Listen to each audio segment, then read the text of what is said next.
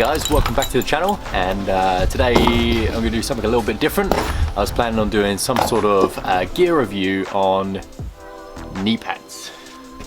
Oh, hello. Want to come join me for my gear review? So I've got 3 of these bad boys. So I've been testing these 2 out extensively over the last 6 months, I think, since we went to Greece. We bought them for Greece because we heard there was a lot of 2 for climbing, loads of knee bars to put in, and then before that I was using a wetsuit that I'd chopped up. And I'd only really used it for one route before, but since I bought these, I found that I find knee bars everywhere now, especially when we were in Greece. Knee bars everywhere, and if you don't put the knee bars in, it makes the climbs way harder.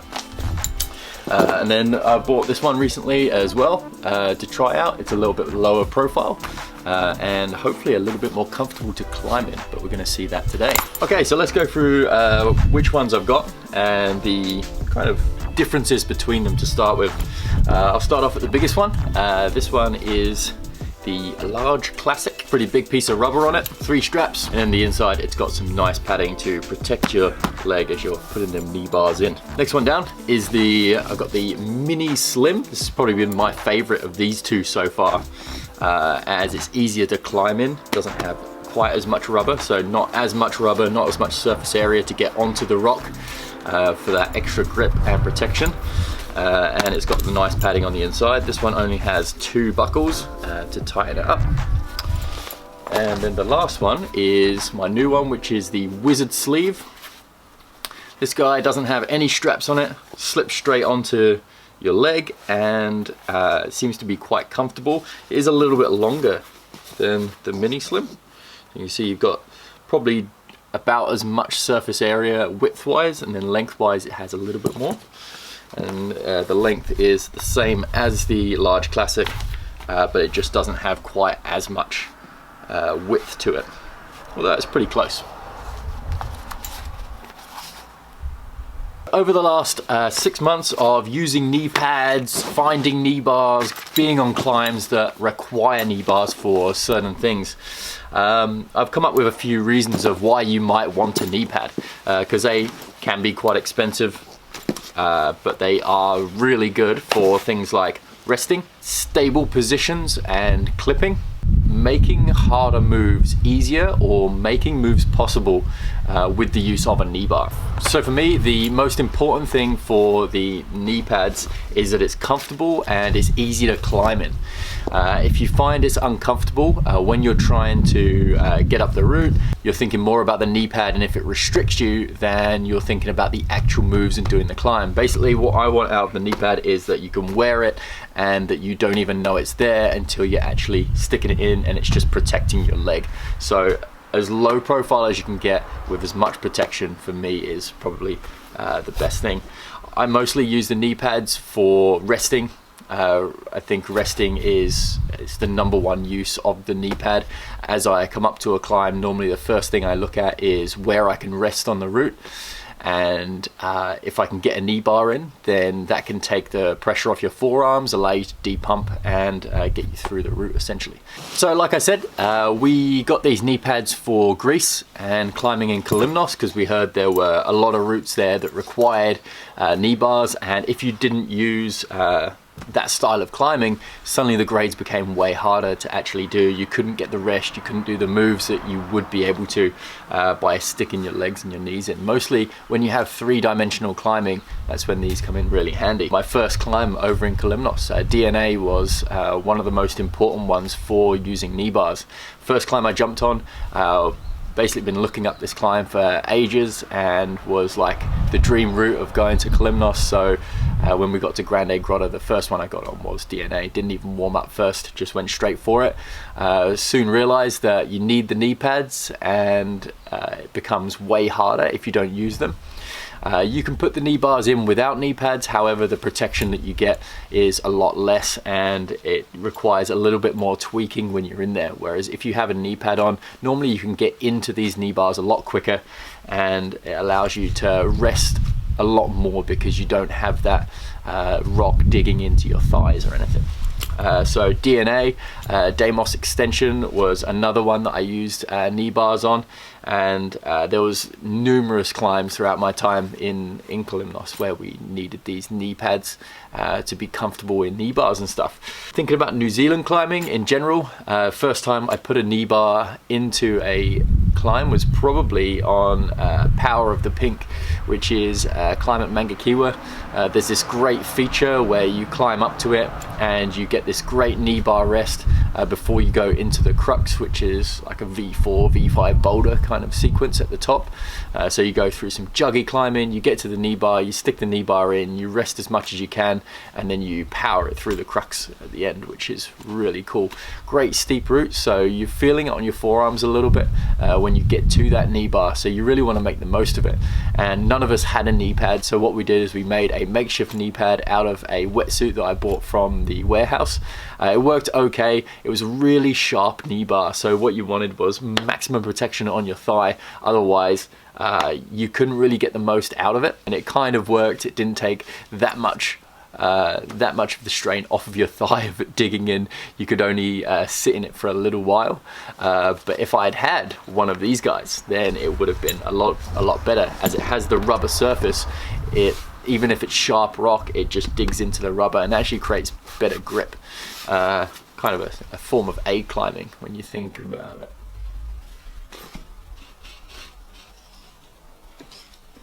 Found a lot of other routes around New Zealand where I've had to use knee bars to either get some rest or make a move easier. A great example I have of making a move easier is on Flight of the Frogs. For me, that's 27 at the Frog Pond. You climb up a fairly technical arête and then you get into this kind of roof space. Once you're in the roof, you have a really good rest on like a 3-finger jug. But as you're about to do the next move, you come out to these quite small crimps on the edge, and you have to crimp and kind of come over the roof, and then you come up to a real slopey kind of two-finger dish hold, which is really bad.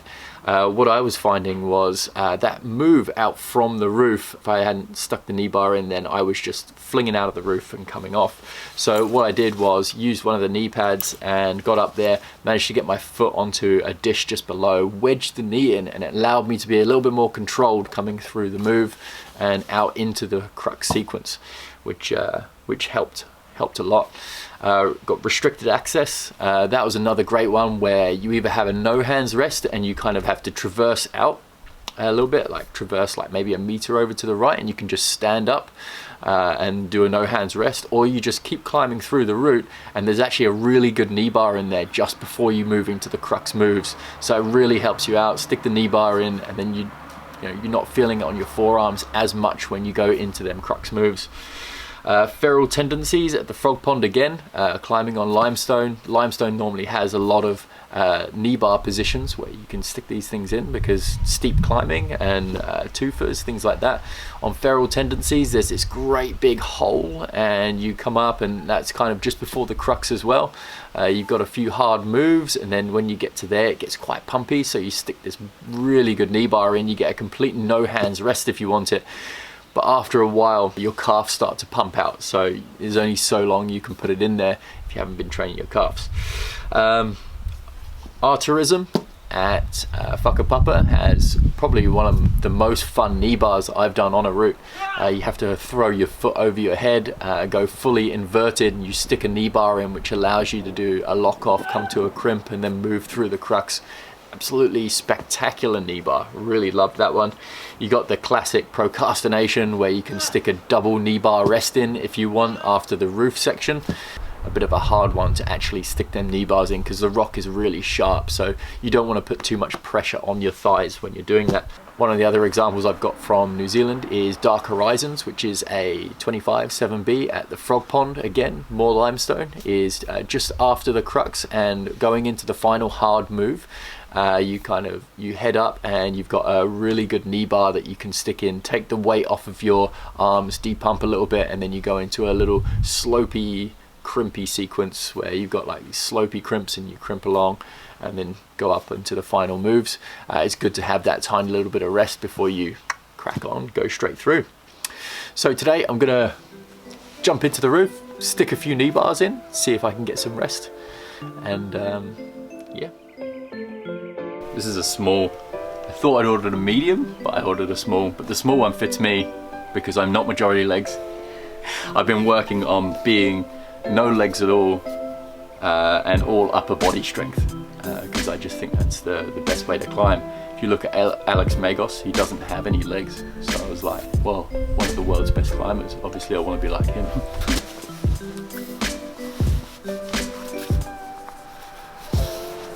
That only just fits on me, but you do want it to be fairly tight. Feels pretty good. Should probably have got a medium. So what's the plan? I'm just gonna stick a knee bar in, see how this small one feels. That feels pretty good.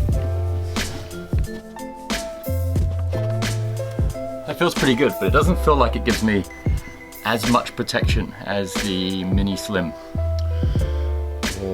The Mini Slim. This one's way easier to put on because it's got the straps. I really liked the idea of just slipping it on, but I actually think like the buckles make it easier to put on.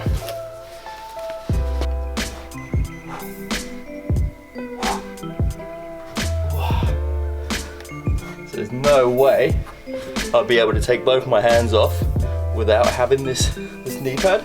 Now I've got a lot of pressure pushing down with my calf with this. As you can see, it's on the sloper. It's probably not ideal.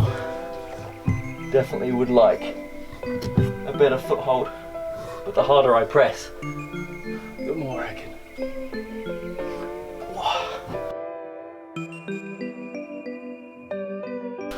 So although this one is like more comfortable to climbing, when you put the knee pad in, it's not nearly as protected.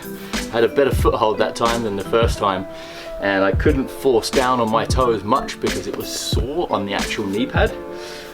This one's also riding a little bit more than this one is. I think because of the straps, it actually keeps it into place, rather than this one is a little bit up and down.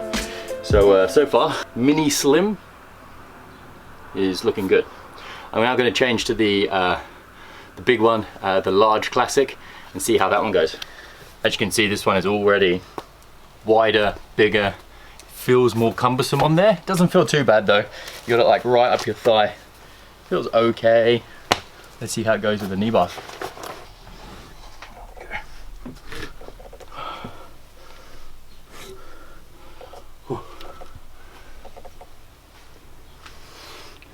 That's a good amount of protection.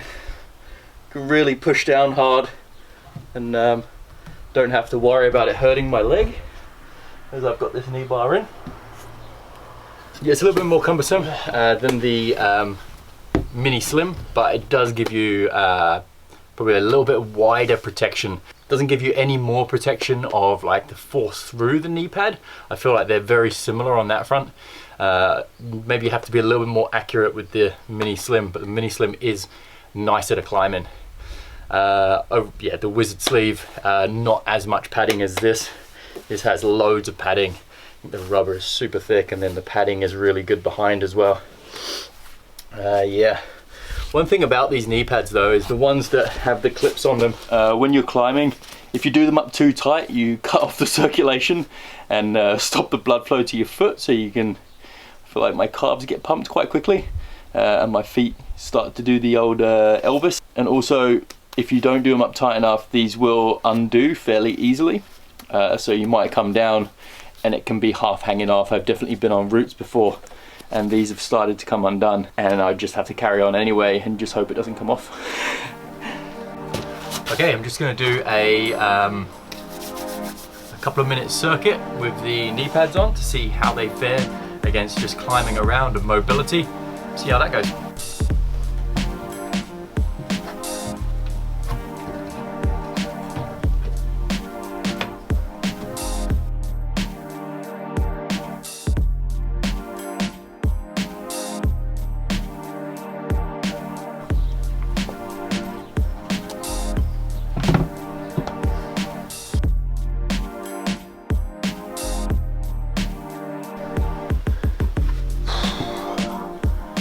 that was pretty good. Doesn't feel too bad, but you can definitely notice it's there. It's starting to ride down my knee a little bit. Maybe it needs to be done up a little bit tighter. But yeah, it provides good protection. Definitely good if you know you have knee bars in the route that's going to need a knee pad.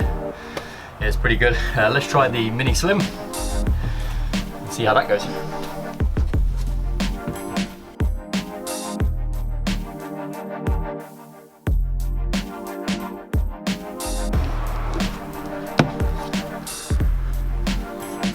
Can barely tell it's on.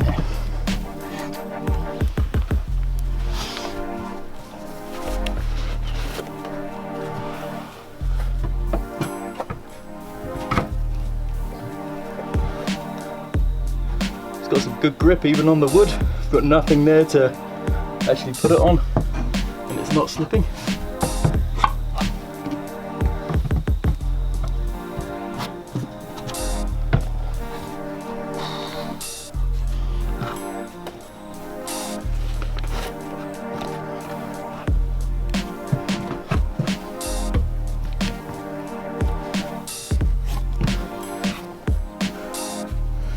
Just here I've got it on right on the edge of this piece of wood.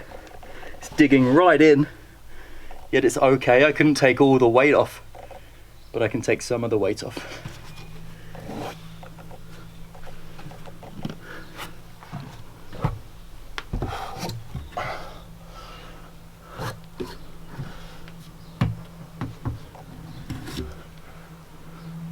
Cool, so on that little round, the Mini Slim is definitely more inconspicuous than the big guy.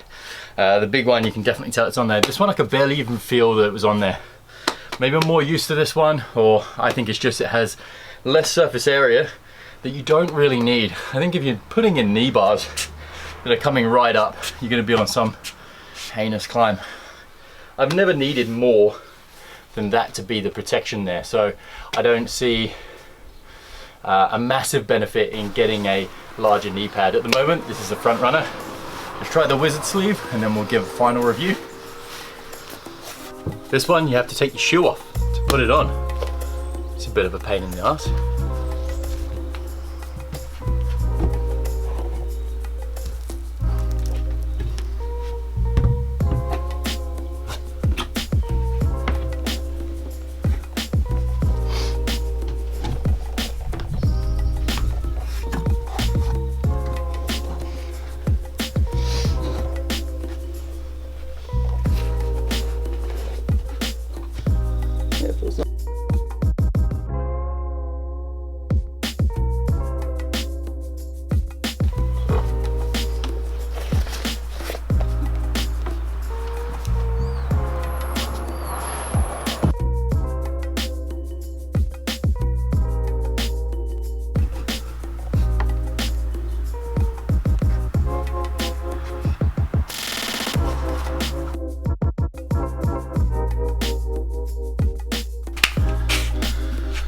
Oh, yep, so the Wizard sleeve, quite similar to the Mini Slim, that you can barely feel it when you're actually climbing.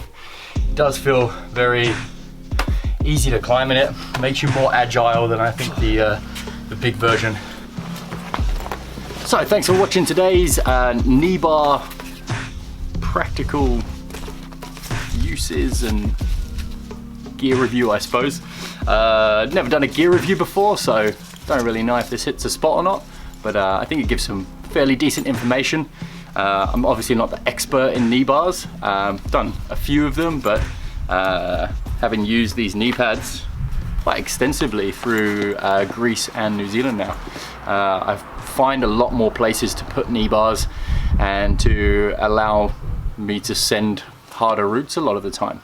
Is I'm always looking for a knee bar and find it kind of natural to get into them now. So yeah, definitely worth buying a knee pad just to have in that arsenal of equipment so it can back you up and you're climbing if you ever need to use one. So for me, definitely the Mini Slim one wins it for the day.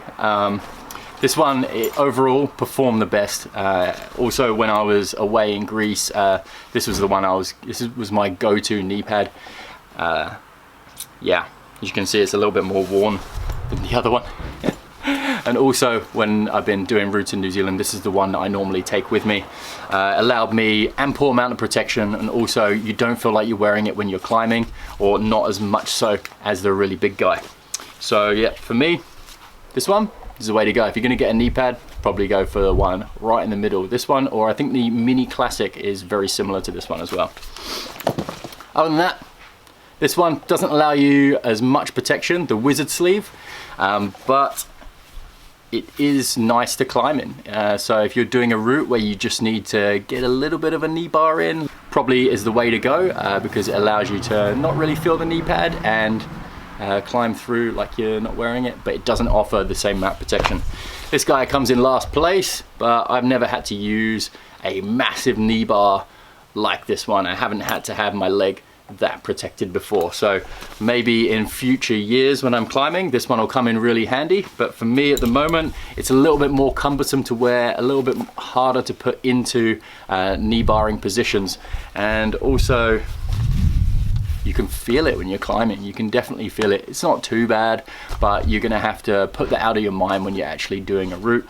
So yeah, thanks for watching, guys. If you liked the video, subscribe as always, hit the like button, leave me a comment if you think I missed something on the knee pad front. I'm sure I did. Like I said, I'm not an expert, but yeah, this was just to give you a little brief overview of what they're about. Definitely recommend buying a knee pad so you can hopefully get some rests, find different climbing positions and stuff like that. Awesome, thanks for watching.